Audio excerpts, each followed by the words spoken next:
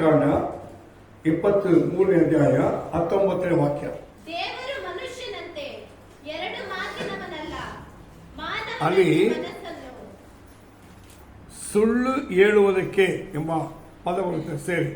దేవుడు అబద్ధమాడుటకు ఆయన మానవుని కాడు. Praise the lord.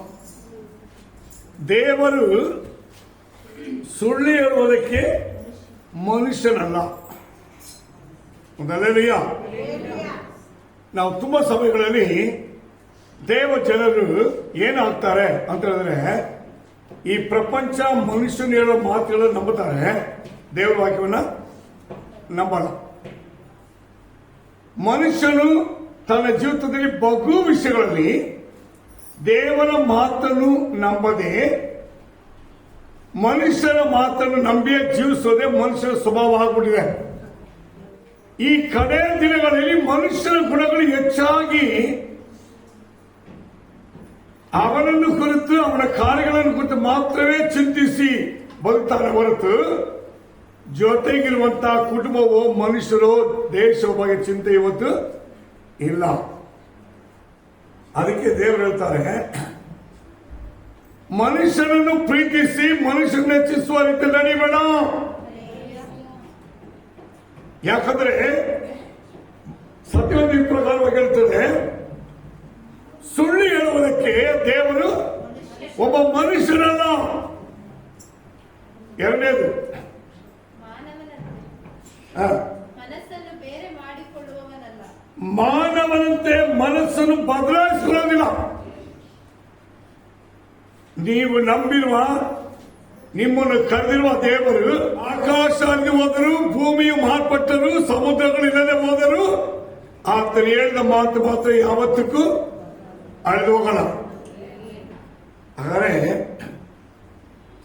ಈ ದಿನದಲ್ಲಿ ದೇವರು ನಿಮ್ಮ ಸಂಗಡ ಮಾತಾಡಬೇಕಾದ ಸತ್ಯಾಂಶ ಏನು ಎಂಬುದಾಗಿ ನೋಡುವಾಗ, ಯೇಸು ಸ್ವಾಮಿ ಭೂಮಿಯಲ್ಲಿದ್ದಾಗ ಒಂದು ಮಾತನ್ನು ಹೇಳಿದರು, ನೀವು ದೇವರನ್ನು ನಂಬಿರಿ, ನನ್ನನ್ನು ನಂಬಿರಿ. ಹಲ್ಲೆಲೂಯಾ. ದೇವರನ್ನು ನಂಬುವವರು ಯೇಸುವನ್ನು ನಂಬುತ್ತಾರೆ, ಯೇಸುವನ್ನು ನಂಬಿರುವವರು ದೇವರನ್ನು ನಂಬುತ್ತಾರೆ. ಇಲ್ಲಿ ಯೇಸುವಿನ ಮೇಲೆ ವಿಶ್ವಾಸವಿಟ್ಟು ನಂಬಿರುವಂತಹ ದೇವ ಜನರಿಗೆ ಆತನು ಹೇಳಿದ ಸಂದೇಶವೇನು ಅಂತ ಹೇಳಿದ್ರೆ, ದೇವರು ಮನುಷ್ಯರಂತೆ ಸುಳ್ಳು ಹೇಳುವುದಿಲ್ಲ, ಎರಡು ಮಾತಿನಂತೆ ಮನಸ್ಸನ್ನು ಬದಲಾವಣೆ ಮಾಡಿಕೊಳ್ಳಲ್ಲ. ಹಾಗಾದ್ರೆ ಇದು ಯಾರಿಗೆ ಹೇಳಿದ್ರು ಸ್ವಲ್ಪ ನೋಡೋಣ. ಈ ಅರಣ್ಯ ಕಾಂಡ 23ನೇ ಅಧ್ಯಾಯದಲ್ಲಿ ಒಂದು ವಾಕ್ಯ ಓದಿ. 9ನೇ ವಾಕ್ಯ. ಬೆಟ್ಟದ ಶಿಖರದಿಂದ ನಾನು ಅವರನ್ನು ಕಂಡೆನು, ಗುಡ್ಡದಿಂದ ಅವರನ್ನು ನೋಡಿದೆನು. ಆ ಜನಾಂಗವು ನಾನು ಇತರ ಜನಾಂಗಗಳಂತಲ್ಲವೆಂದು ಭಾವಿಸಿಕೊಂಡು ಪ್ರತ್ಯೇಕವಾಗಿ ವಾಸಿಸುತ್ತದೆ. ಅಂದ್ರೆ ದೇವರ ಮೇಲೆ ವಿಶ್ವಾಸವಿಟ್ಟವರು, ಯೇಸುವನ್ನು ದೇವರಾಗಿ ಕಂಡುಕೊಂಡವರು ಭೂಮಿಯಲ್ಲಿ ಜೀವನ ಮಾಡ್ತಾ ಇರುತ್ತೆ. ಪ್ರತ್ಯೇಕಿಸಲ್ಪಟ್ಟ ಒಂದು ಜೀವಿತ ಅವರಿಗಿದೆ. ಈ ಕಡೆ ದಿನಗಳಲ್ಲಿ ನೀವು ದೇವರ ಮಕ್ಕಳೆಂಬುದಾಗಿರುವಂತಹ ಸತ್ಯಕ್ಕೆ ಆಧಾರವಾಗಿರುವಂತಹ ಜೀವನವನ್ನ ಪ್ರತ್ಯೇಕವಾಗಿರುವ ಜೀವನದಲ್ಲಿ ಪ್ರಕಟಿಸಬೇಕು. ಈಗ ಇದು ಯಾವಾಗ ಹೇಳ್ತಾರೆ ಅಂದ್ರೆ, ತಾನು ಆದುಕೊಂಡ ಜನರನ್ನ ಪಾರೋನ ಕೈಯಿಂದ ಬಿಡಿಸಿ ಆನು ಜೇನು ಹರಿಯುವಂತ ಕಾನಾನ್ ದೇಶಕ್ಕೆ ಅವನು ಕೊಂಡೊಯ್ಯೋದಕ್ಕೆ ದೇವರು ನಡೆಸ್ತಾ ಇರುವ ದಿನಗಳಲ್ಲಿ ಇರುವಂತಹ ಒಂದು ಸಂದೇಶ ನಾವು ಯೋಚನೆ ಮಾಡಬೇಕು. ಈ ಕಾನಾನ್ ದೇಶ ಹೋಗಿದ ಮುಂಚೆ ಅವ್ರು ದಾಟಿ ಹೋಗಿ ಜಯಿಸಿದ ಜನರು ಎಷ್ಟಂದ್ರೆ ಅನೇಕ ದೇಶಗಳು, ಪಟ್ಟಣಗಳು, ಜನರು. ಯಾಕೆ ಅಂತ ಹೇಳಿದ್ರೆ, ಈ ಜನರನ್ನ ದೇವರು ರಕ್ಷಿಸಿ ನಡೆಸುವಾಗ ಅವರು ತಾನು ರಕ್ಷಿಸುವ ಅವರ ದೇವರ ಮಾರ್ಗದಲ್ಲಿ ಪ್ರತ್ಯೇಕ ಜೀವನವು ಅವರಲ್ಲಿತ್ತು. ಇವತ್ತೇನಿಲ್ಲ, ಯೋಚನೆ ಮಾಡಿ. ನಿಮ್ಮ ಪ್ರಾರ್ಥನೆ ಒಂದು ಪ್ರತ್ಯೇಕವಾಗಿರಬೇಕು. ನಿಮ್ಮ ವಿಶ್ವಾಸ ಜೀವನ ಒಂದು ಪ್ರತ್ಯೇಕವಾಗಿರಬೇಕು. ನಿಮ್ಮ ಮನೆ, ನಿಮ್ಮ ಕುಟುಂಬ, ಮಕ್ಕಳು ಜೀವಿಸುವಂತಹ ಜೀವನದಲ್ಲಿರುವಂತಹ ಸಕಲ ಕಾರ್ಯಗಳನ್ನು ಪ್ರತ್ಯೇಕಿಸಲ್ಪಟ್ಟದಾಗಿರ್ಬೇಕು. ಹೀಗೆ ನಾವು ಗುರುತಿಸಿ ಜೀವನ ಮಾಡಬೇಕು. ದೇವರು ಹೇಳ್ತಾರೆ, ಹಂಗೆ ಜೀವನ ಮಾಡಿದ್ರೆ ಆ ಜನರ ಕುರಿತು ಏನ್ ಹೇಳ್ತಾರೆ ನೋಡ್ರೆ, 8ನೇ ವಾಕ್ಯ ಓದಿ. ನಾನು ಅವರನ್ನು ಏನೆಂದು ಶಪಿಸಲಿ? ದೇವರು ಏನ್ ಮಾಡಲ್ಲ, ಅವ್ರಿಗೆ ದೇವರು ಶಪಿಸಲಿಲ್ಲವಲ್ಲ, ಶಾಪ ಕೊಡಲ್ಲ. ಅಲ್ಲೇಲೂಯಾ. ಯಾರು ದೇವರಿಗೋಸ್ಕರವಾಗಿ ಪ್ರತ್ಯೇಕವಾಗಿ ಒಂದು ಜೀವನ ಮಾಡುವವರಾಗಿ ಭೂಮಿಯಲ್ಲಿ ಇರ್ತಾರೋ ಅವ್ರಿಗೇನಿಲ್ಲ, ಶಾಪಗಳಿಲ್ಲ. ಆದರೆ ಶಾಪವು ಮುಕ್ತವಾಗಿರುವ ಒಂದು ಜೀವನವನ್ನ ದೇವರವರಿಗೆ ಕೊಡ್ತಾರೆ. ಎರಡು ವಿಷಯ ಇದೆ. ದೇವರಿಂದ ಶಾಪ ಬರಲ್ಲ, ಭೂಮಿಯಲ್ಲಿರುವ ಯಾವ ಮನುಷ್ಯರಿಂದಲೂ ಶಾಪ ಬರಲ್ಲ. ಎಂತ ಅದ್ಭುತವಾಗಿರುವ ಒಂದು ಜೀವನ ನೋಡ್ರಿ. ಇವತ್ತು ನೀವು ನೋಡಿ, ಬಹು ಜನರಿಗೆ 2 ಶಾಪ ಇದೆ. ಇದಕ್ಕೆ ಜನ್ಮ ಪಾಪ, ಕರ್ಮ ಪಾಪ ಎಂಬುದಾಗಿ 2 ಹೆಸರುಂಟು. ಜನ್ಮ ಪಾಪ ಎಂಬುದು ನಮ್ಮ ಪಾರಂಪರ್ಯದಲ್ಲಿ ಇರುವಂತಹ ಅನುಭವ. ಕರ್ಮ ಪಾಪ ಎಂಬುದು ನಾವು ಭೂಮಿಯಲ್ಲಿದ್ದಾಗ ಯಾವ್ಯಾವ ಮನುಷ್ಯರಿಗೆ ಏನೇನು ಮಾಡಿರುವ ಅದಕ್ಕೆ ತಕ್ಕಾಗಿರುವ ಪಾಪಗಳು. ಇದು 2ರಿಂದ ಮನುಷ್ಯರಿಗೆ ಉಂಟಾಗಿರುವ ಶಾಪವನ್ನ ಬೈಬಲ್ ಇರ್ತದೆ. 10,8 ವಾಕ್ಯವನ್ನು. ನಾನು ಅವರನ್ನು ಏನೆಂದು ಶಪಿಸಲಿ? ದೇವರು ಶಪಿಸಲಿಲ್ಲವಲ್ಲ, ಏನೆಂದು ಆಕ್ರೋಶಿಸಲಿ? ಕರ್ತನು ದೇವರು ಆಕ್ರೋಶಿಸಲಿ, ಶಪಿಸುವುದಿಲ್ಲ. ಅಂದ್ರೆ ಇಲ್ಲಿ ಒಂದು ಸತ್ಯವನ್ನು ನೀವು ಅರಿಯಬೇಕು. ದೇವರು ಪರಲೋಕದಿಂದ ಮನುಷ್ಯರು ನೋಡ್ತಾರೆ. ಭೂಮಿಯಲ್ಲಿರುವ ಎಲ್ಲ ಮನುಷ್ಯರು ಅವರ ಜೀವಿತವನ್ನು ನೋಡ್ತಾರೆ. ಮನುಷ್ಯರಿಗೆ ಮರೆಯಾಗಿರೋದೆಲ್ಲವೂ ದೇವರಿಗೆ ಬಹಿರಂಗವಾಗಿರುತ್ತೆ. ದೇವರು ಪ್ರತಿ ಮನುಷ್ಯ ನೋಡಿದ್ರೆ ದೇವರ ಮುಂದೆ ಮನುಷ್ಯನು ಹೇಗೆ ನಡೀತಾನೆ ಎಂಬುದನ್ನು ಪರೀಕ್ಷಿಸುವಾಗ ಭೂಮಿಯಲ್ಲಿ ದೇವರಿಗೆ ಭಯಭಕ್ತುള്ള ಜನರು ಅವರೊಂದು ಪ್ರತ್ಯೇಕವಾಗಿರುವ ಜೀವನ ಮಾಡುವ ಜನರಾಗಿರ್ಬೇಕು. ನಾವು ಯಾರಿಗಾಗಿ ಜೀವನ ಮಾಡಬೇಕು ಗೊತ್ತಾ? ಫಸ್ಟ್ ನಮಗಾಗಿ ಜೀವನ ಮಾಡಬೇಕು. ಸೆಕೆಂಡ್ ನಮ್ಮ ಕುಟುಂಬಕ್ಕಾಗಿ ಜೀವನ ಮಾಡಬೇಕು. ಆ ಜೀವನ ಹೆಂಗಿರ್ಬೇಕಂದ್ರೆ ದೇವರ ದಿಶೆಯಲ್ಲಿ ಪ್ರತ್ಯೇಕವಾಗಿರ್ಬೇಕು. ಅದೇನಯ್ಯ, ಪ್ರತಿ ವ್ಯಕ್ತಿಯು, ಪ್ರತಿ ಕುಟುಂಬಗಳು, ದೇವರ ಮೇಲೆ ಭಯಭಕ್ತುള്ള ಕುಟುಂಬಗಳು ದೇವರ ದೃಷ್ಟಿಯಲ್ಲಿ ದೇವರಿಗೆ ಮೆಚ್ಚುಗೆಯಾಗಿರುವಂತಹ ಪ್ರತ್ಯೇಕಿಸಲ್ಪಟ್ಟ ಒಂದು ಜೀವಿತವನ್ನ ಅನುಸರಿಸಬೇಕು. ನಮ್ಮಲ್ಲಿ ಆ ಪ್ರತ್ಯೇಕಿಸಲ್ಪಟ್ಟ ಜೀವನ ಇದೆಯಾ? ಒಂದು ಸಾರಿ ಪರಿಶೋಧನೆ ಮಾಡಿ. ಇಲ್ಲಿ ಈ ಜನಾಂಗದವರು 400 ವರ್ಷ ಕಾಲ ಗುಲಾಮರಾಗಿರ್ತಾರೆ. ಆ 400 ವರ್ಷ ಕಾಲದಲ್ಲಿ ಈಜಿಪ್ತಿನಲ್ಲಿದ್ದ ಆ ಜನರ ಪಾರಂಪರ್ಯ ಅನೇಕ ವಿಷಯಗಳನ್ನು ಕಲ್ತಿದ್ರು. ಆದರೆ ಮೋಶೆ ಹೋಗಿ ಅವರನ್ನ ರಕ್ಷಿಸಿ ಬಿಡಿಸ್ಕೊಂಡ್ ಬಂದ ಮೇಲೆ ಆ ಅರಣ್ಯದಲ್ಲಿ ನಡೆಯುವಂತಹ ಜೀವನದಲ್ಲಿ ಮೋಶೆ ಮತ್ತು ಯೆಹೋಶುವ ಇವರಿಬ್ಬರ ಮಾತನ್ನು ಕೇಳಿ ನಡೀತಾರೆ. ಆಗ ನಡೆಯುವಾಗ ಅವರ ಜೀವನವನ್ನು ದೇವರು ನೋಡ್ತಾರೆ. ಅದು 9ನೇ ವಾಕ್ಯದಲ್ಲಿ ಬರುತ್ತೆ. ನಾನು ಬೆಟ್ಟದ ಶಿಖರದಿಂದ ನೋಡ್ತೀನಿ. ಎಲ್ಲಿಂದ?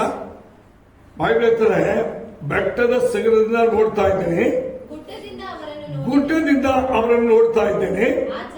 ಆ ಜನಾಂಗದವರು ತನ್ನನ್ನು ಇತರ ಜನಾಂಗದಂತೆ ಭಾವಿಸಿಕೊಳ್ಳಲಿಲ್ಲ. ಗಮನಿಸಿ, ಫಸ್ಟ್ ವಿಷಯ, ಅವರು ಇತರ ಜನಾಂಗದಂತೆ ಇವನಿಗೆ ದೇವರು ಹೇಳ್ತಾರೆ, ನಾನು ಸುಳ್ಳು ಹೇಳೋದಿಲ್ಲ. ಸೆಕೆಂಡ್, ನಾನು ಮನುಷ್ಯರಂತೆ ಮಾತನ್ನ ಬದಲಾವಣೆ ಮಾಡಲ್ಲ. ಇಲ್ಲಿ ಹೇಳ್ತದೆ, ದೇವರು ಯಾವತ್ತಿಗೂ ಸತ್ಯವನ್ನು ಹೇಳುವಂತ ಸತ್ಯ ಸ್ವರೂಪನು. ಆದ ಕಾರಣ ತನ್ನ ಜನರಿಗೆ ಒಂದು ಶ್ಯೂರಿಟಿ ಕೊಡ್ತಾರೆ. ಅದೇನಂದ್ರೆ, ನಾನು ನಿಮಗೇನು ಹೇಳಲ್ಲ, ಮನುಷ್ಯರಂತೆ ಮಾತಾಡಲ್ಲ, ಮನುಷ್ಯರಂತೆ ಬದಲಾಯಿಸಲ್ಲ. 20ನೇ ವಾಕ್ಯ ಓದಿ. ಅವರನ್ನು ಆಶೀರ್ವದಿಸುವುದಕ್ಕೆ ನನಗೆ ಅಪ್ಪಣೆಯಾಯಿತು. ನಿಲ್ಸು, ಆತನು ನಿಲ್ಸು. ಆಶೀರ್ವದಿಸಿದ ನಂತರ ಅವನನ್ನು ಆಶೀರ್ವದಿಸೋದಕ್ಕೆ ನನಗೆ ಅಪ್ಪಣೆಯಾಯಿತು. ದೇವರು ಮನುಷ್ಯನಿಗೆ ಏನ್ ಹೇಳ್ತಾರೆ? ನೀನ್ ನನ್ನ ಜನರನ್ನ ಆಶೀರ್ವದಿಸಬೇಕು. ಹಾಗಾದ್ರೆ ನಾವು ಭೂಮಿಯಲ್ಲಿರುವ ಕಾಲಗಳಲ್ಲಿ ನಮ್ಮ ಆಶೀರ್ವಾದಗಳನ್ನು ಕೆಡಿಸುವಂತ ಅನೇಕ ಹೋರಾಟಗಳಿದೆ. ದೇವಜನರು ದೇವರಲ್ಲಿ ಪ್ರಾರ್ಥಿಸಿ, ದೇವರ ಬಲ ಹೊಂದಿ, ದೇವರ ವಾಕ್ಯದಲ್ಲಿ ಜೀವಿಸಿ ಈ ಭೂಮಿಯಲ್ಲಿ ಆಶೀರ್ವಾದವಾಗಿರ್ಬೇಕಾದ ಜನರನ್ನ ದೇವರ ಸನ್ನಿಂದ ದೂರ ಮಾಡಿ, ದೇವರ ಮೇಲೆ ವಿಶ್ವಾಸದಿಂದ ಅವರ ಕೆಡಿಸಿ, ಅವ್ರ ದೇವರಿರುವಂತಹ ಜೀವನವನ್ನ ದೂರ ಮಾಡಿ, ಈ ಪ್ರಪಂಚದ ಆಡಂಬರ ವೈಭವಗಳನ್ನು ತೋರಿಸಿ ಕೆಡಿಸುವ ಈ ದುಷ್ಟ ಲೋಕದಲ್ಲಿ ಯಾರೇ ಒಂದು ದುಷ್ಟರು, ಯಾವೇ ಒಬ್ಬರು ನಿಮಗೆ ಕೆಡುಕು ಮಾಡಕ್ಕೆ ದೇವರ ಅವರಿಗೆ ಅವಕಾಶ ಕೊಡಲ್ಲ ಅಂತ. ನಾವು ತುಂಬಾ ಸಮಯದಲ್ಲಿ ಅವ್ರು ನಮಗೆ ವಿರೋಧಿ, ಇವ್ರು ನಮಗೆ ವಿರೋಧಿ, ಅವರಿಂದಲೇ ಆಗುತ್ತೆ, ಇವರಿಂದಲೇ ಆಗುತ್ತೆ, ಇದೆಲ್ಲ ವಿಶ್ವಾಸಗಳು ಮಾತಾಡೋದು. ಅಲ್ಲೇಲೂಯಾ. ಯಾಕಂದ್ರೆ ದೇವ ನಿಮಗಾಗಿರುವಂತ ಆಶ್ವಾಸನಕ್ಕೆ ಯಾವ ಮನುಷ್ಯರಿಂದ ನಿಮ್ಮನ್ನು ಯಾವ ಕೇಳಿ ನಿಮಗೆ ಆಗೋದಿಲ್ಲ ಎಂಬುದಾಗಿ ದೇವರು ವಾಗ್ದಾನ ಕೊಟ್ಟಿದ್ದಾರೆ. ಇಲ್ಲಿ ದೇವರು ಏನ್ ಹೇಳ್ತಾರೆ ಅಂದ್ರೆ, ಯಾರಕ್ಕೆ ಎಂದು ಹೇಳಿದ್ರೆ ಮೊದಲನೇ ವಾಕ್ಯದಲ್ಲಿ ಪರಾತ್ಮರನ ಮರವಿಕ್ಕಿರುವವರಿಗೆ, ಸರ್ವಶಕ್ತನ ಆಶ್ರಯವನ್ನ ಹುಡುಕುವವರಿಗೆ. ಖರೆ ನಾವು ದೇವರು ನಮ್ಮನ್ನ ಯಾವ ಕೇಳಿನಿಗೆ ಸಂಭವಿಸದು, ಯಾವ ಉಪದ್ರವವು ನಿನ್ನ ಗೂಡಾರದ ಸಮೀಪಕ್ಕೆ ಬರುವುದಿಲ್ಲ. ಇಂಥ ಸತ್ಯವನ್ನು ಹೇಳಿದಾಗ ಆದರೆ ಆ ಸತ್ಯದ ದೇವರ ಮುಂದೆ ನಾವು ಹೆಂಗಿರ್ಬೇಕಂದ್ರೆ, ಪರಾತ್ಮನ ಮರೆವು ಸರ್ವಶಕ್ತನ ಆಶ್ರಯದಲ್ಲಿ ಇರಬೇಕು. ಎರಡನೇದು ಏನ್ ಹೇಳಬೇಕು ಗೊತ್ತಾ? ನಾನು ಕರ್ತನಿಗೆ ನೀನೇ ನನ್ನ ಶರಣನು. ನೋಡಿ, ನನ್ನ ದುರ್ಗವು, ನಾನು ಭರವಸೆ ಇಟ್ಟಿರುವಂತ ನನ್ನ ದೇವರಿಂದ ಇರಬೇಕು. ಅಲ್ಲೇಲೂಯಾ. ಆದರೆ ನಾವು ಏನ್ ಹೇಳ್ಬೇಕಂದ್ರೆ, ನಾನು ನಿನಗೆ ಶರಣನಯ್ಯ, ನೀನ್ ನನಗೆ ಆಶ್ರಯ, ನೀನ್ ನನಗೆ ದುರ್ಗವು, ನೀನ್ ನನ್ನ ಭರವಸೆ ಇಟ್ಟಿರುವ ದೇವರು. ಹಾಗಾದ್ರೆ ನಾವು ಚಿಕ್ಕ ವಿಷಯವಾಗಲಿ ದೊಡ್ಡ ವಿಷಯವಾಗಲಿ ಯಾರ ಮೇಲೆ ಭರವಸೆ ಇರಬೇಕು? ಯೇಸುವಿನ ಮೇಲೆ ಭರವಸೆ ಇರಬೇಕು. ಹಾಗೆ ಯಾರಿಗೆ ಇದನ್ನು ಹೇಳ್ತಾರಂದ್ರೆ, ಹೀಗೆ ಜೀವನ ಮಾಡಿದಂತ ಇಸ್ರಾಯೇಲ್ ಜನರು ನೋಡಿ ನಾನು ಅವ್ರಿಗೆ ಏನು ಹೇಳಲ್ಲ, ಸುಳ್ಳು ಹೇಳುವುದಿಲ್ಲ. ನಾವು ಅನೇಕ ಸಭೆಗಳಲ್ಲಿ ದೇವರೇ, ಬೈಬಲ್ ತುಂಬಾ ವಿಷಯ ಇದೆ, ನೀನು ಕಾಪಾಡ್ತಿ, ನಡೆಸ್ತಿ, ಕೈ ಬಿಡಲ್ಲ, ಇದೆಲ್ಲ ತುಂಬಾ ವಾಗ್ದಾನ ಎಲ್ಲ ಇದೆಯಲ್ಲ ದೇವರೇ, ಯಾಕೆ ನಮಗೆ ಇಷ್ಟು ಶೋಧನೆ ಕಷ್ಟ ಎಂಬುದಾಗಿ ನೀವು ಅನೇಕ ಸಭೆಯಲ್ಲಿ ನಡೆಸ್ತೀರಿ. ಅದಕ್ಕೆ ದೇವರು ಹೇಳ್ತಾರೆ, ನಾನು ನಿಮ್ಗೇನು ಹೇಳೋದಿಲ್ಲ, ಸುಳ್ಳು ಹೇಳುವುದಿಲ್ಲ, ಮನುಷ್ಯರಂತೆ ಮಾತನ್ನು ಬದಲಾವಣೆ ಮಾಡುವುದಿಲ್ಲ. ನಾನು ಹೇಳಿದರೂ ಅದನ್ನು ನೆರವೇರಿಸದೇ ಇರುವೆನೋ. ಓದಿ ನೋಡಿ, 6ನೇ ಕಾಂಡ 23ನೇ ಅಧ್ಯಾಯ 19ನೇ ವಾಕ್ಯದಲ್ಲಿ ಕೊನೆ ಭಾಗ. ತಾನು ಹೇಳಿದ ಮೇರೆಗೆ ನಡೆಯುವುದಿಲ್ಲವೋ, ಮಾತು ಕೊಟ್ಟ ನಂತರ ನೆರವೇರಿಸುವುದಿಲ್ಲವೋ. ನೀವು ಅರ್ಥ ಮಾಡ್ಕೋಬೇಕು. ದೇವರು ಕೇಳ್ತಾರೆ, ನಾನು ನಿಮಗೆ ವಾಗ್ದಾನ ಕೊಟ್ಟಿದ್ದೀರಲ್ಲ, ನಾನು ನಿಮ್ಮನ್ನು ಕೈ ಬಿಡಲ್ಲ ಎಂಬುದಾಗಿ ಹೇಳಿದ್ದೀರಲ್ಲ, ನಾನು ನಿಮಗೆ ಸಹಾಯ ಮಾಡ್ತೀನಿ ಎಂಬುದಾಗಿ ಹೇಳಿದ್ರಲ್ಲ, ಹಾಗಾದ್ರೆ ನಾನು ಹಾಗಂತೆ ಆ ರೀತಿಯಲ್ಲಿ ನಿಮ್ಮನ್ನು ನಡೆಸಲ್ವೋ? ಇವತ್ತು ನಿಮ್ಮ ಹೃದಯಗಳನ್ನು ಪರಿಶೋಧನೆ ಮಾಡಿ. ಮನುಷ್ಯರ ಜೀವಿತದಲ್ಲಿ ಬರುವಂತ ಎಲ್ಲಾ ಇಕ್ಕಟ್ಟು ಸಂಕಟಗಳಿಗೆ ಆತನ ಬಿಡುಗಡೆ ಕೊಡುವ ದೇವರಾಗಿ ನಿಮ್ಮ ಮುಂದೆ ಕಾಣ್ತಾರೆ. ಅದನ್ನ ಹೇಳ್ತಾರೆ 20ನೇ ವಾಕ್ಯದಲ್ಲಿ ಈ ಪ್ರಕಾರ ಹೇಳ್ತದೆ, ಅವರನ್ನು ಆಶೀರ್ವದಿಸುವುದಕ್ಕೆ ನನಗೆ ಅಪ್ಪಣೆಯಾಯಿತು. ಅಂದ್ರೆ ದೇವರು ಹೇಳ್ತಾರೆ, ಈ ಭೂಮಿಯಲ್ಲಿ ಆಶೀರ್ವಾದವನ್ನ ದೇವರನ್ನ ಪಡ್ಕೊಳ್ಳೋ ಒಂದು ಜನ ಇರ್ತಾರೆ. ಅವರು ಪ್ರತ್ಯೇಕವಾಗಿ ವಾಸ ಮಾಡುವ ಜನ, ಅವರ ಆತ್ಮನ್ನೇ ಆಶ್ರಯಿಸಿಕೊಂಡಿರುವ ಜನ ಎಂಬುದಾಗಿ ಇಲ್ಲಿ ಗುರುತಿಸ್ತಾರೆ. ಇದು ಇಸ್ರಾಯೇಲ್ ಜನರು ನಡೆಸುವಾಗ ಇಸ್ರಾಯೇಲ್ ಜನರಿಗೆ ವಿರುದ್ಧವಾಗಿ ಶಾಪ ಕೊಡುವುದಕ್ಕೋಸ್ಕರವಾಗಿ, ಆ ಜನರ ಮೇಲೆ ದೇವರ ಕೋಪ ಬರಲಿಕ್ಕೋಸ್ಕರವಾಗಿ ಒಬ್ಬರಿಗೆ ಹಣ ಕೊಟ್ಟು ಅವನ ಮೂಲಕವಾಗಿ ಸಭಿಸು ಎಂಬುದಾಗಿ ಕರ್ಕೊಂಡ್ಬರ್ತಾನೆ. ಹಾಗೆ ದೇವರು ಆ ವ್ಯಕ್ತಿಗಳನ್ನ ಅಂತವರನ್ನ ದೇವರು ತಡೆ ಮಾಡಿ ತನ್ನ ಜನರಿಗೆ ಆಶೀರ್ವಾದ ಕೊಟ್ಟ ಒಂದು ಅನುಭವ ಇದೆ. ಲೇವಿಯಾ, ನಿಮ್ಮನ್ನು ಕೆಡುಕು ಮಾಡುವರು ಕೂಡ ನಿಮ್ಮ ಹತ್ರ ಬಾರದಂತೆ ದೇವರು ನೋಡ್ಕೊಂತಾರೆ. ಲೇವಿಯಾ, ಎರಡನೇದಾಗಿ ಹೋದ್ರೆ 1 ಸಾಮುವೇಲ ಪುಸ್ತಕ 15 ಅಧ್ಯಾಯ 29 ವಾಕ್ಯ. 1 ಸಾಮುವೇಲ ಪುಸ್ತಕ 15:29. ಇಸ್ರಾಯೇಲ್ಯರ ನಿತ್ಯದಾರನು ಸುಳ್ಳಾಡುವವನಲ್ಲ, ಪಶ್ಚಾತ್ತಾಪ ಪಡುವವನಲ್ಲ, ಯಾಕಂದರೆ ಅವನು ಪಶ್ಚಾತ್ತಾಪ ಪಡ ಮನುಷ್ಯನಲ್ಲ ಎಂದು ಹೇಳಿದನು. Praise the lord. ಯಾಕೆ ಅಂತ ಹೇಳಿದ್ರೆ, ದೇವರ ಕೆಲವು ಸಮಯದಲ್ಲಿ ದೇವ ಜನರನ್ನು ಹಾದುಕೊಂಡು ಆಶೀರ್ವದಿಸೋರು ಒಳ್ಳೆದೆಲ್ಲ ಮಾಡ್ತಾರೆ. ಅವರಿಗೆ ಆಶೀರ್ವಾದ ಕೊಡ್ತಾರೆ, ಅಭಿಷೇಕ ಕೊಡ್ತಾರೆ, ವರಗಳು ಕೊಡ್ತಾರೆ, ಎಲ್ಲವನ್ನು ಕೊಡ್ತಾರೆ.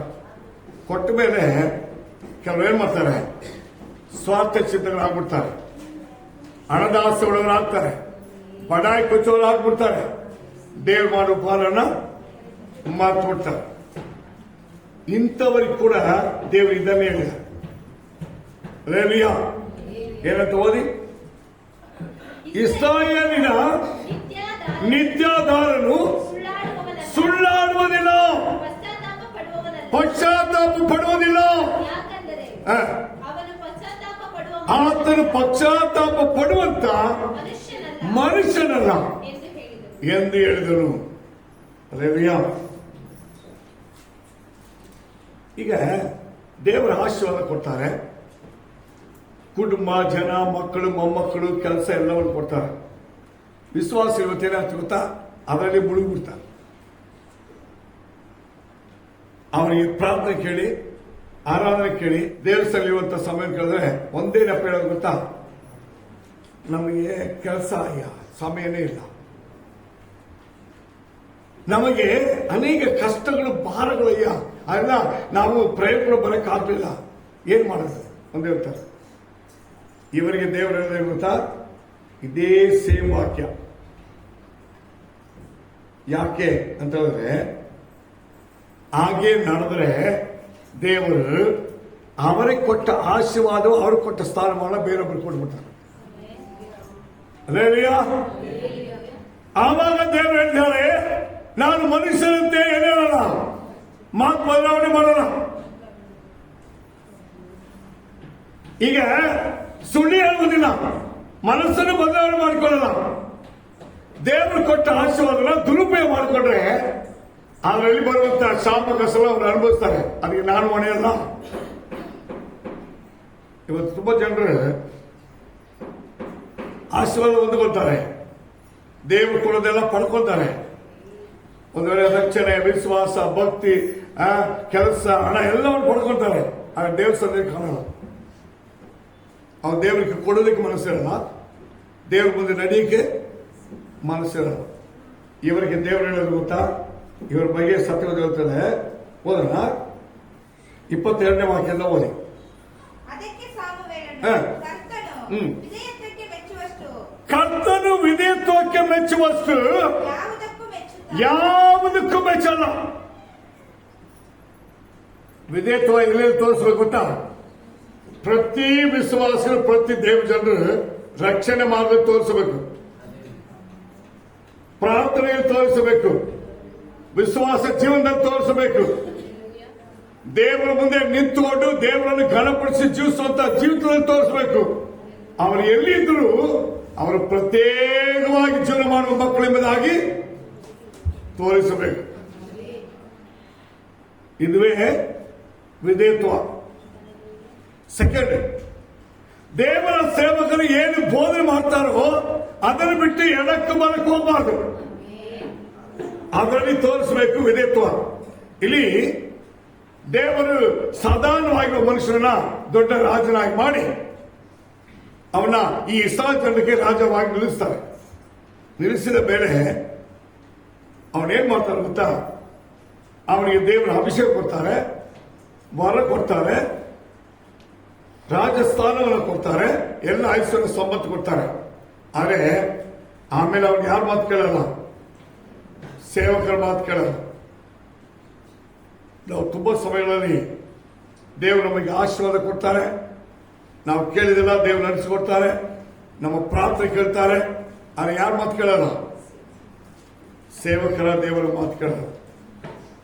ಅದಕ್ಕೆ ದೇವರು ಹೇಳ್ತಾರೆ, ದೇವರು ವಿಧೇಯತ್ವಕ್ಕೆ ಮೆಚ್ಚುವಷ್ಟು ಯಜ್ಞೋಪಗಳಿಗೆ ಮೆಚ್ಚುತ್ತಾನೆ. ಪ್ರಯತ್ನಿಸೋಣ. ಸೆಕೆಂಡ್ ವಾಕ್ಯ ಮುಂದುವರಿ. ಯಜ್ಞವನ್ನು ಅರ್ಪಿಸುವುದಕ್ಕಿಂತ ಹಾ.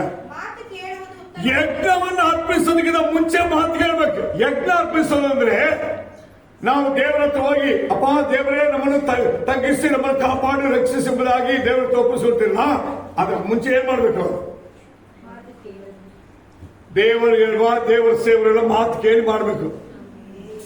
ಮಾತಿಗೆಲ್ಲ ಹೋಗ್ಬಿಟ್ಟು ದೇವರೇ ನಮ್ಮನ್ನು ರಕ್ಷಿಸಪ್ಪ, ಕಾಪಾಡಪ್ಪ, ನಾವಿಗೂ ತಪ್ಪ ಅಂತ ಹೇಳಿದ್ರೆ ದೇವರ ಮುಖ ಕೊಟ್ಟು ತಿರುಗಿಕೊಳ್ಳೋಣ. ತುಂಬಾ ಸಮಯದಲ್ಲಿ ದೇವರ ಸಭೆಯು ಸೇವಕರು ದೇವರ ಮಾತು ಕೇಳದೆ ನಾವು ನಡೆದ್ಬಿಟ್ಟು ಮೊಳಕಾಲ್ಗುರಿ ಒಂದಿನ ಹೇಳೋದು, ದೇವರೇ ನಮ್ಮನ್ನು ಕ್ಷಮಿಸಪ್ಪ, ನಮಗೆ ಸಹಾಯ ಮಾಡಪ್ಪ, ನಮ್ಮ ಕೈಲಾಗಿಲ್ಲಪ್ಪ ಅಂತ ಹೇಳಿದ್ರೆ ಆವತ್ತು ದೇವರು ಕ್ಷಮಿಸ್ತಾರೆ ಎಂಬುದು ತುಂಬಾ ಜನ ನೋಡ್ತಾರೆ. ಇಲ್ಲ, ಅದಕ್ಕೆ ದೇವರು ಹೇಳ್ತಾರೆ, ಓದಮ್ಮ ತಿರುಗಿ ಅದೇ ಪದವನ್ನು, ಯಜ್ಞವನ್ನು ಅರ್ಪಿಸೋದಕ್ಕಿಂತ ಮಾತು ಕೇಳುವುದು ಉತ್ತಮ. ಫಸ್ಟ್ ಮಾತು ಕೇಳಬೇಕು. ದೇವರ ಮಾತನ್ನು ಕೇಳಬೇಕು, ದೇವರ ವಾಕ್ಯವನ್ನ ಕೇಳಬೇಕು. ಆ ಕೇಳಿದ ಮೇಲೆ ಏನ್ ಮಾಡಬೇಕು? ಯಜ್ಞವನ್ನು ಅರ್ಪಿಸಬೇಕು. ಸ್ತುತಿ ಯಜ್ಞ, ಆರಾಧನೆ ಯಜ್ಞ ಎಲ್ಲವೂ ದೇವರ ಮಾತನ್ನು ಕೇಳಿದ ಮೇಲೆ ಆಗ್ಬೇಕು. ಇವತ್ತು ನಾವೇ ಹೇಳ್ತೀವಿ, ನಮ್ಮ ಇಷ್ಟಕ್ಕೆ ನಡೆದು ಒಂದಿನ ದೇವರೇ ನಮ್ಮ ಕ್ಷಮಿಸಬಹುದಾಗಿ ಬಂದ್ಬಿಡ್ತೀವಿ. ಬೈಬಲ್ ಆಗಿ ಹೇಳೋದಿಲ್ಲ. ಬೈಬಲ್ ಹೇಳ್ತು ಗೊತ್ತಾ? ಫಸ್ಟ್ ದೇವರ ಮಾತನ್ನು ಕೇಳಿ. ನೆಕ್ಸ್ಟ್ ಓದವ. ಟಗರುಗಳ ಕೊಬ್ಬಿಕ್ಕಿಂತ ವಿಧೇಯತ್ವವು ವಿಶೇಷವಾಗಿದೆ. ಹಲ್ಲೆಲೂಯಾ. ಆದರೆ ದೇವರಿಗೆ ಅರ್ಪಿಸುವ ಬಲಿ ಯಜ್ಞಗಳಲ್ಲಿ ಕೊಬ್ಬಿನ ಅಂಶ ತುಂಬಾ ಇಂಪಾರ್ಟೆಂಟ್. ಆದರೆ ದೇವರು ಹೇಳ್ತಾರೆ, ಅದಕ್ಕಿಂತ ವಿಧೇಯತ್ವವೇ ವಿಶೇಷವಾದದ್ದು. ಮಾತು ಕೇಳೋದು ವಿಧೇಯತ್ವ, ಇದಕ್ಕೆ ಮೆಚ್ಚಿಸುವಷ್ಟು ಬೇರೆ ಯಾವುದಕ್ಕೂ ದೇವರು ಮೆಚ್ಚಿಸಲ್ಲ. ಅದಕ್ಕೆ ದೇವರು ಹೇಳ್ತಾರೆ, ನಾನು ಸುಳ್ಳು ಹೇಳುವುದಿಲ್ಲ, ಮಾತು ಬದಲಾವಣೆ ಮಾಡಲ್ಲ, ನೀವು ಸತ್ಯವಂತರಾಗಿ ನಡೀರಿ, ನನ್ನಾಗಿ ನಡೀರಿ. ಯಾವಾಗ ನನ್ನ ಆಶೀರ್ವಾದ ನಿಮ್ಮ ಮೇಲೆ ಇರ್ತದೆ, ನಾನು ನಿಮ್ಮ ಪ್ರಾರ್ಥನೆ ಕೇಳ್ತೀನಿ, ನಿಮ್ಮ ಸಹಾಯಕ್ಕೆ ಬರ್ತೀನಿ, ನಿಮ್ಮ ಇಕ್ಕಟ್ಟನ್ನು ನಾನು ತಪ್ಪಿಸ್ತೇನೆ, ನಿಮ್ಮನ್ನು ಎಂದಿಗೂ ಕೈ ಬಿಡುವುದಿಲ್ಲ, ತೊರೆಯುವುದಿಲ್ಲ. ಇನ್ನೊಂದು ವಾಕ್ಯ ಓದೋಣ. ಕೀರ್ತನೆ 89:35 ವಾಕ್ಯ. ತನ್ನ ಪವಿತ್ರತ್ವದಲ್ಲಿ ಆಣೆ ಇಟ್ಟು, ದೇವರು ತನ್ನ ಪರಿಶುದ್ಧವಾಗಿರುವ ನಾಮದಲ್ಲಿ ಆಣೆ ಇಟ್ಟು ಒಂದು ಸಂಗತಿಯನ್ನು ಹೇಳಿದರೆ, ಅದರ ವಿಷಯದಲ್ಲಿ ದಾವೀದನಿಗೆ ನಾನು ಸುಳ್ಳು ಹೇಳುವುದಿಲ್ಲ. ನಮ್ಮನ್ನು ದೇವರು ಗುರುತಿಸಬೇಕು. ನಾನು ನಿನಗೆ ಏನು ಹೇಳಲ್ಲ, ಸುಳ್ಳು ಹೇಳಿಲ್ಲ ಮಗನೇ ಎಂಬುದಾಗಿ ಹೇಳ್ಬೇಕು. ನಾನು ನಿನ್ನ ಜೊತೆಗಿರ್ತೀನಿ, ನಾನು ನಿನಗೆ ಸಹಾಯ ಮಾಡ್ತೇನೆ, ನಿಮ್ಮ ವಂಶವನ್ನು ಕಾಪಾಡ್ತೇನೆ, ನಿನ್ನನ್ನು ಕರಬಿಡ ನಡೆಸ್ತೀನಿ, ನಿನ್ನ ಪ್ರಾರ್ಥನೆ ಕೇಳ್ತೀನಿ ಎಂಬುದಾಗಿರುವಂತ ಒಂದು ಅನುಭವವನ್ನ ಇಲ್ಲಿ ಗುರುತಿಸ್ತಾರೆ. ಯಾರಿಗೆ? ದಾವೀದನಿಗೆ. ಯಾಕೆ? ಈ ದಾವೀದನ ಎಂತವನು? ಹಣ, ಆಸ್ತಿ, ಪದವಿ, ಹೆಂಡತಿ, ಮಕ್ಕಳು ಎಲ್ಲದಕ್ಕಿಂತ ಮೇಲಾಗಿ ದೇವರನ್ನು ಪ್ರೀತಿಸ್ತವನು. ಹಲ್ಲೆಲೂಯಾ. ದೇವರು ಅಂತ ಹೇಳಿದ್ರೆ, ದೇವರ ಸಭೆ ಅಂತ ಹೇಳಿದ್ರೆ, ದೇವರ ಸೇವಕರು, ಇದು ಮೂರನ್ನ ಒಂದೇ ಸ್ಥಾನದಲ್ಲಿ ಇಟ್ಟು ನೋಡಬಹುದು. ಹಲ್ಲೆಲೂಯಾ. ದೇವರು, ದೇವರ ಸಭೆ, ದೇವರ ಸೇವಕರು, ಇದು ಮೂರನ್ನು ಒಂದಾಗಿ ಇಟ್ಟು ನೋಡಿ ದೇವರಿಗೆ ಭಯಪಟ್ಟಿರುವ ಒಬ್ಬ ಮನುಷ್ಯನಂದ್ರೆ ಅವನು ದಾವೀದನು. ಅದಕ್ಕೆ ದೇವರು ಹೇಳ್ತಾರೆ, ಅವನು ನನ್ನ ಹೃದಯಕ್ಕೆ ಮೆಚ್ಚಿನವನು.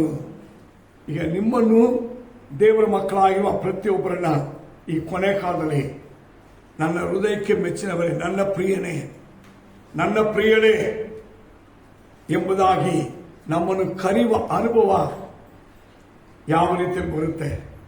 ಬೈಬಲ್ ಓದಿ ನೋಡಿ. ಮತ್ತಾಯ ಬರೆದ ಸುವಾರ್ತೆ 3ನೇ ಅಧ್ಯಾಯದಲ್ಲಿ ಯೇಸು ದೀಕ್ಷಾಸ್ಥಾನ ತೆಗೆದುಕೊಳ್ಳೋದಕ್ಕೋಸ್ಕರವಾಗಿ ಸ್ನಾನಿಕನಾಗಿರುವ ಯೋಹಾನನ ಬಳಿಗೆ ಹೋದಾಗ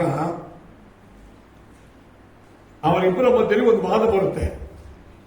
ಸ್ನಾನಿಕನಾಗಿರುವ ಯೋಹಾನನ ಹೇಳ್ತಾನೆ, ನೀನು ದೇವಕುಮಾರನು, ನಾನು ನಿನಗೆ ದೀಕ್ಷಾಸ್ನಾನ ಕೊಡಬಾರ್ದಂತ. ದೇವರು ಹೇಳ್ತಾರೆ, ನೀನು ದೇವರನ್ನ ಕಳಿಸಲ್ಪಟ್ಟ ಒಬ್ಬ ಸೇವಕನು, ಆದ್ರೆ ನೀನು ದೀಕ್ಷಾಸ್ನಾನ ಕೊಡು. ಹಾಗೆ ಯೇಸು ಸ್ವಾಮಿಯಲ್ಲಿ ಒಂದು ಸತ್ಯವನ್ನು ಹೇಳ್ತಾರೆ, ಸೇವಕನ ಮಾತನ್ನು ಕೇಳಿ ನಡೆಯುವುದೇ ದೇವರ ನೀತಿ. ಆಗ ದೇವರ ನೀತಿಯನ್ನು ನಡೆಸಿದ್ರೆ ಅವರನ್ನು ದೇವರು ಕರೀಲಿ ಗೊತ್ತಾ?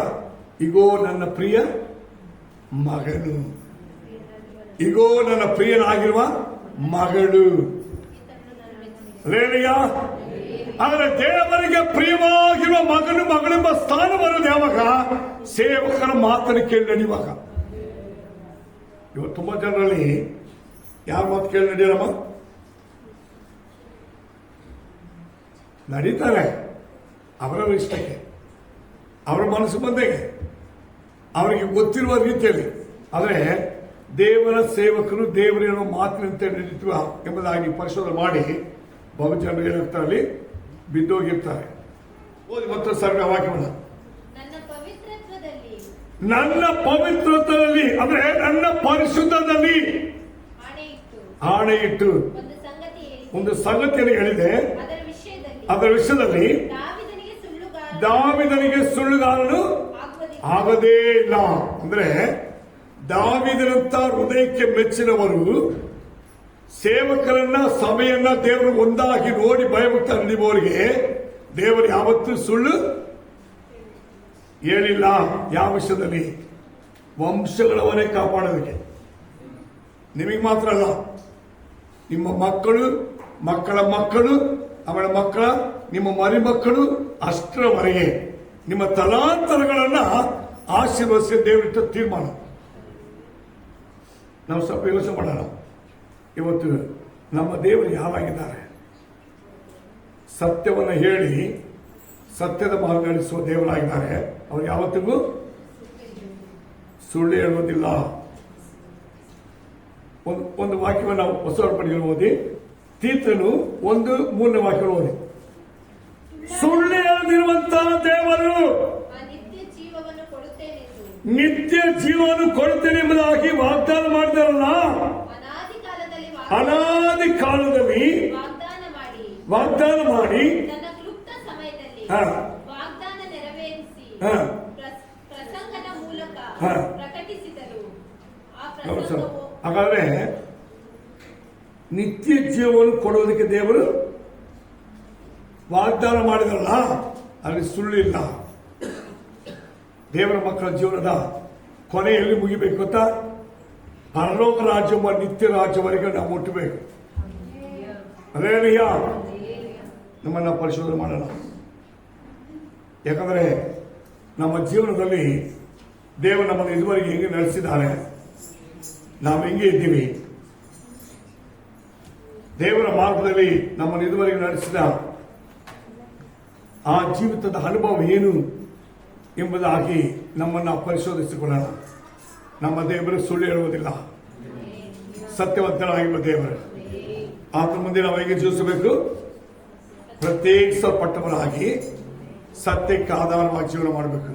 ಪ್ರಾರ್ಥನೆ ಮಾಡ್ತೇನೆ. ಭೂಪರಲೋಕದ ಒಡೆಯನಾಗಿ ಸುರಕ್ಷಿತ ದೇವರ ಒಳ್ಳೆ ಸಮಯ ಕಾಯಿಸ್ತಂತ ರಾಜ, ನಿನ್ನ ವಾಕ್ಯವನ್ನು ಕೇಳಿ ಸತ್ಯವಾಗಿರುವ ಸತ್ಯದ ಮಾರ್ಗಗಳು ನಡೆದು ಈ ಭೂಮಿಯಲ್ಲಿ ಪ್ರತ್ಯೇಕವಾಗಿರುವ ಜೀವನ ಮಾಡೋದಕ್ಕೆ ಒಬ್ಬೊಬ್ಬರಿಗೆ ನೀವು ಕೃಪೆ ಕೊಡಯ್ಯ. ಅವಿಧರಾಗಲ್ಲ, ಪ್ರತ್ಯೇಕಿಸಲ್ಪಟ್ಟವರಾಗಿ ದೇವರೇ ನಿನ್ನನ್ನು, ನಿನ್ನ ರಾಜ್ಯವನ್ನು, ನೀತಿಯನ್ನು, ನಿನ್ನ ಸಭೆಯನ್ನು, ನಿನ್ನ ನಾಮದ ಮಹಿಮೆಯನ್ನಪ್ಪ ಆಶ್ರಯಿಸಿಕೊಂಡವರಾಗಿ ನಿನ್ನ ಕೃಪೆಯಲ್ಲಿ ಜೀವಿಸುವಂತಹ ಬಲವನ್ನು ಪ್ರತಿಯೊಬ್ಬರಿಗೆ ಕೊಡು ರಾಜನೇ. ಮನುಷ್ಯರ ವಿರೋಧಿಗಳ ದುಷ್ಟರ ಸೈತಾನ ಎಲ್ಲ ಶಕ್ತಿಗಳು ಯೇಸು ನಾಮದಲ್ಲಿ ಕಟ್ಟಲ್ಪಡಲಿಲ್ಲ. ದೇವರ ಆಶೀರ್ವಾದಕ್ಕೆ ಪಾತ್ರ ಎಂಬುದಾಗಿ ವಾಗ್ದಾನ ಮಾಡಿದ ಜನರಾಗಿ ನಿನ್ನ ಮಕ್ಕಳು ಒಬ್ಬೊಬ್ಬರು ನಡೆಸಿ ರಾಜನೇ, ನಿನ್ನ ಕೃಪೆಯಲ್ಲಿ ತುಂಬಿಸು. ಹಾಗೆ ಮಾಡಲಿಕ್ಕಾಗಿ ಸ್ತೋತ್ರ ಯೇಸು ನಾಮದಲ್ಲಿ ತಂದೆ. Amen amen.